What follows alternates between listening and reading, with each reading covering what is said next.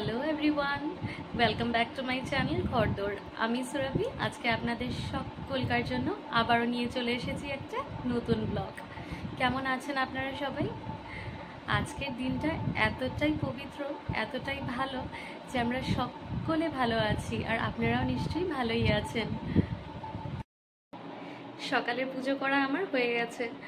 গতকাল রাতে বসে গোপালকে মন মতো একটু অঙ্গরাগ করে দিয়েছি। 1 বছর হলে একটু একটু রঙগুলো উঠে যায়, তো সেগুলোকে আবার সুন্দর করে এঁকে, আর গোপালের মুখেও চন্দনের জায়গায় এবার একটু হোয়াইট ফ্যাব্রিক দিয়ে সুন্দর করে তিলক করে দিয়েছি। গোপালকে যে কী মিষ্টি লাগছে আপনারা নিজের চোখেই দেখে নিন, তাহলে বিশ্বাস করবেন, আমার বলাতে না, নিজের চোখে দেখলে বুঝবেন যে আমার গোপালকে কী মিষ্টি লাগছে আজকে। চলুন আপনাদেরকে একটু দেখাই, দর্শন করাই আমার গোপালের আর বাকি সব ঠাকুরেরও।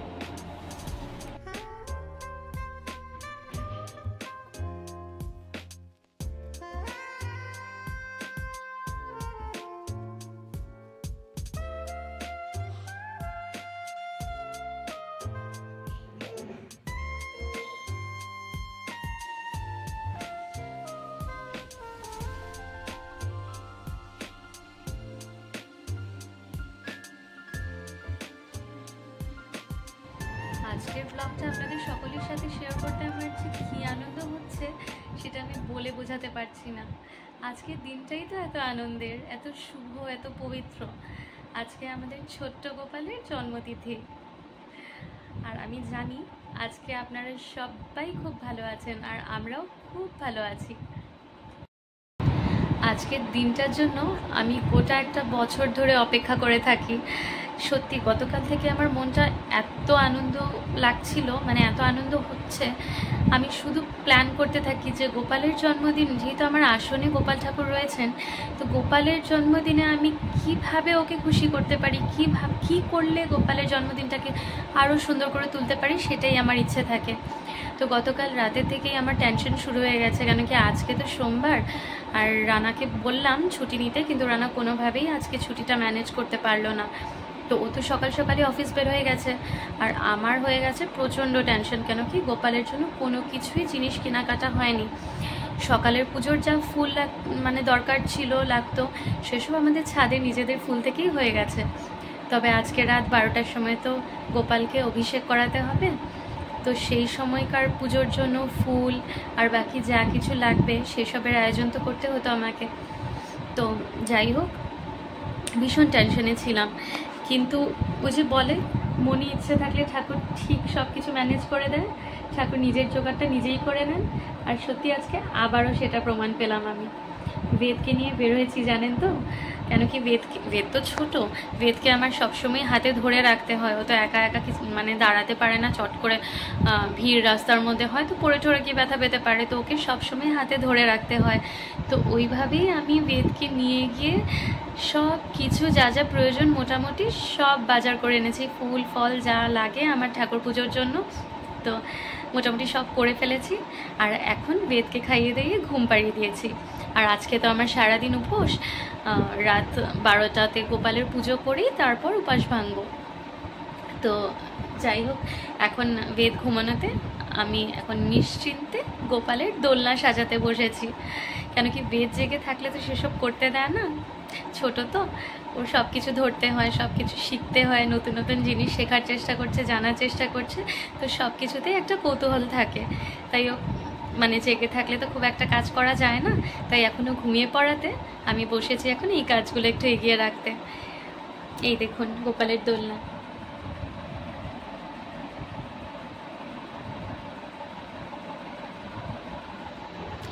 এই দোলনাটা আমি গত বছরই রেডি করিয়েছিলাম,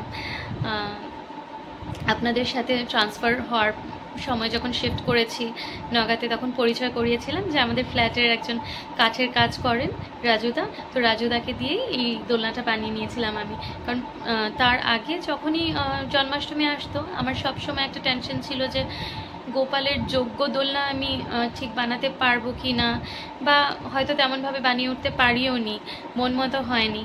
তাই গত বছর ভেবেছি যে না, গোপালের জন্য একটা সুন্দর শক্ত পোক্ত দোলনা আমি অর্ডার দিয়ে বানিয়ে নেব। তো ঠাকুর আমার মনের ইচ্ছাটা পূর্ণ করেছেন।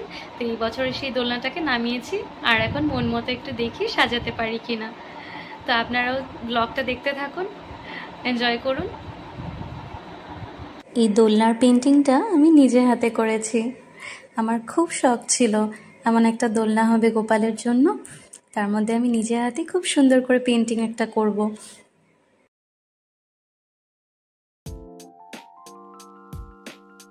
রানা চলে এসেছে অফিস থেকে, আর কয়েকটা জিনিস ছিল যেগুলো আনা বাকি ছিল, সেগুলো আমি আনতে পারিনি তখন, সেগুলো এখন আনতে যাচ্ছি। হ্যাঁ বাবা, আসছে আসছে, এই যে ডাক্তার চলে এসেছে।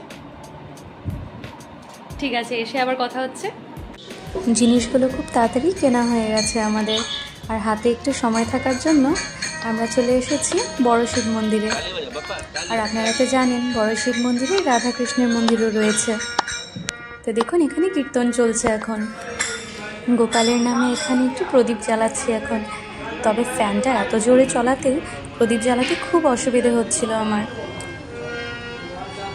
ফাইনালি কি করলাম জানেন, 3টে প্রদীপের মুখ একসাথে করে তারপর প্রদীপগুলো জ্বালিয়ে দিলাম, তাতে খুব সুন্দর করে জ্বলছিল প্রদীপ 3টে। এই দেখুন কি সুন্দর করে জ্বলছে না?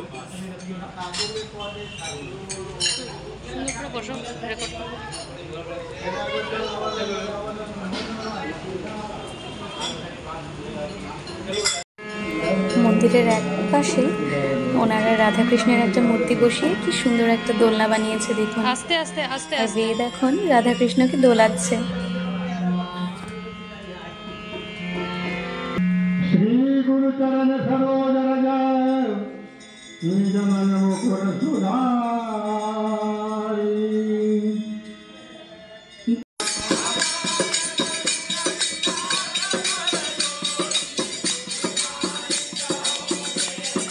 আমরা এখন একটু বসেছি, বেদের তো কীর্তন শুনতে খুব ভালো লাগে, তাই ও একটু সময় কীর্তনটা শুনুক, তারপর আমরা বাড়ি ফিরে যাব।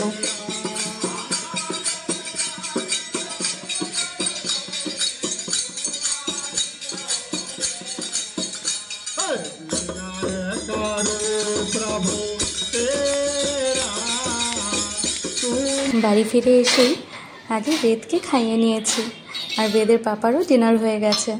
ওইদিকে সব কাজ সেরে এখন আমি এসেছি স্নান করে গোপালের রাতের পুজোর আয়োজন করতে। রাত 12টায় তো গোপালের জন্ম, তো এখন বাজে প্রায় 11:30, আর আমি এখন সব কিছু সাজিয়ে গুছিয়ে নিচ্ছি। ফলগুলো ধুয়ে আগে থালাটার মধ্যে সাজিয়ে নিচ্ছি। ঠিক রাত 12টার সময় গোপালকে মহা অভিষেক করাবো, তো তাই একটু আগেই বসে পড়েছি, কারণ সব কিছু গুছিয়ে রেডি করতেও তো একটু টাইম লাগবে, তাই একটু তাড়াতাড়ি বসে পড়েছি পুজোয়।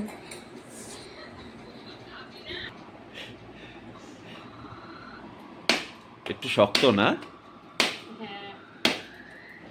আমি হেল্প করব?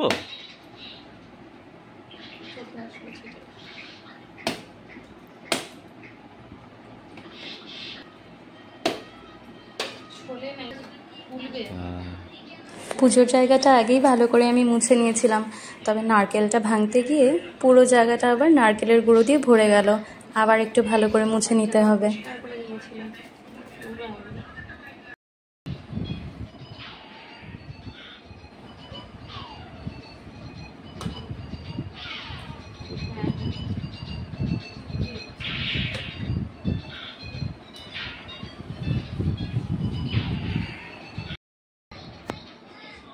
রানার ট্রান্সফারের চাকরি বলে জায়গায় জায়গায় ঘুরে ফিরতে হয় আমাদেরকে, তাই আমার পুজোর জিনিস একটু কমই আছে।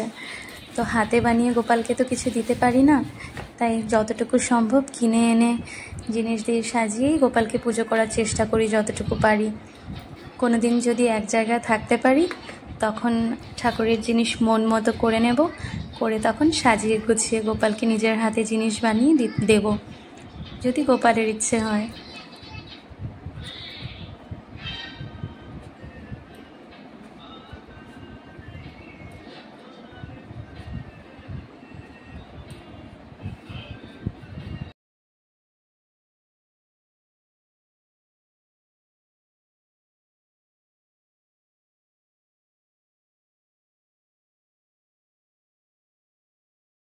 দাঁড়ান আগে একটু গোপালের বসার জায়গাটাকে গোলাপ ফুল দিয়ে সাজিয়ে নিই।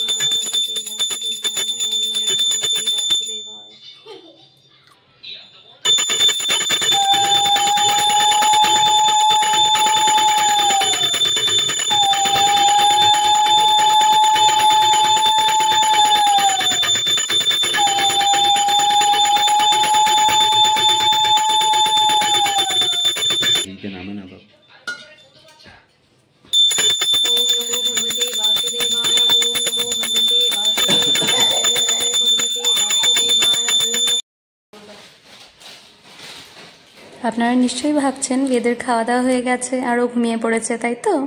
কিন্তু একদমই না, বেদ খাওয়া দাওয়ার পর ঘুমায়নি আজকে, বাবা ধরবে না, ঠিক জেগে বসে আছে। যাও ভিডিওটা দেখো কি, যাও।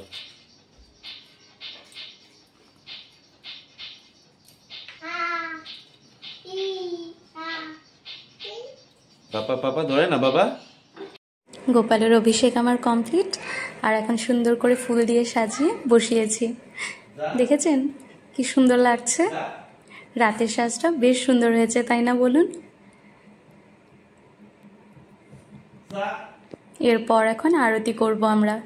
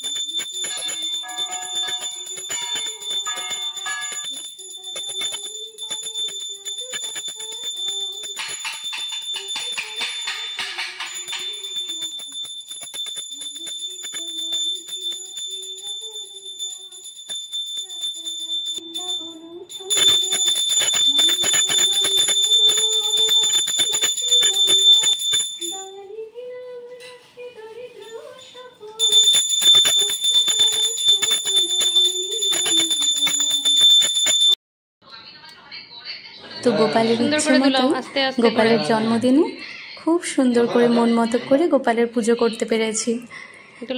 আর এখন আমার বেদ গোপালকে দোলনায় দোলাচ্ছে। গোপালের পুজো শেষ হওয়ার সাথে সাথে আজকের ব্লগটাও আমি এখানেই শেষ করছি। আপনাদের যদি আজকের ব্লগটা ভালো লেগে থাকে অবশ্যই জানাবেন, আর হ্যাঁ একটা ছোট্ট লাইক করে দেবেন। আর যদি এখন আমার চ্যানেলটা সাবস্ক্রাইব না করে থাকেন তাহলে নিশ্চয়ই সাবস্ক্রাইব করে নিন, তাহলে নিউ ব্লগসগুলো এলে নোটিফিকেশন পেয়ে যাবেন। তো জন্মাষ্টমী খুব সুন্দর করে কাটাবেন সকলে, খুব ভালো থাকবেন, সুস্থ থাকবেন, নিজেদের খেয়াল রাখবেন। আমরাও খুব ভালো থাকবো, নিজেদের খেয়াল রাখবো। আজকে আসি তাহলে, টাটা।